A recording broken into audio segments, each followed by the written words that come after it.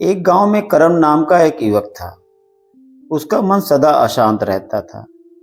कभी भविष्य की चिंता, कभी अपमान की टीस, कभी अपनों की अपेक्षाएं। उसके भीतर विचारों का तूफान चलता रहता। बाहर से वह सामान्य दिखता, पर भीतर से जैसे निरंतर युद्ध हो रहा था।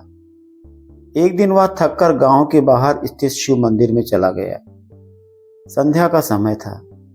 मंदिर में कोई नहीं था, केवल दीपक की लौ टिमटिमा रही थी और बीच बीच में मंदिर की घंटी हवा से हल्की सी हिल जाती थी। करण सीढ़ियों पर बैठ गया। तभी एक वृद्ध साधु वहां आए। उन्होंने करण की उदासी देखी और पूछा, बेटा, क्यों इतना उदास हो? करण बोला, बाबा, मन कहीं ठहरता ही नहीं। जितना शांत करना चाहता हूँ उतना ही भागता है। साधु मुस्कुराए। उन्होंने मंदिर की घंटी को हल्के से बजाया।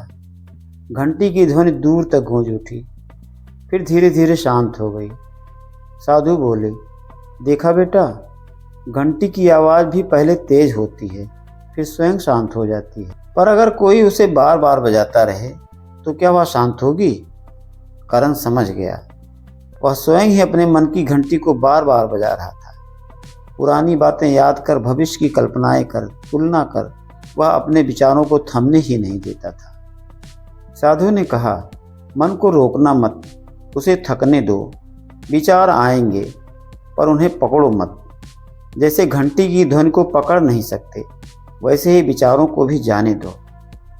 उस दिन करण ने पहली बार कुछ नहीं किया, बस बैठकर अपनी सांसों को महसूस करता रहा।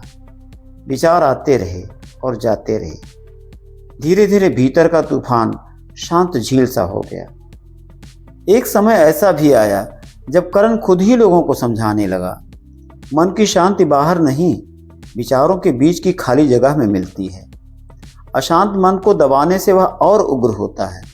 उसे स्वीकार कर उसे बहने दें, जैसे आकाश बादलों को आने जाने देता है।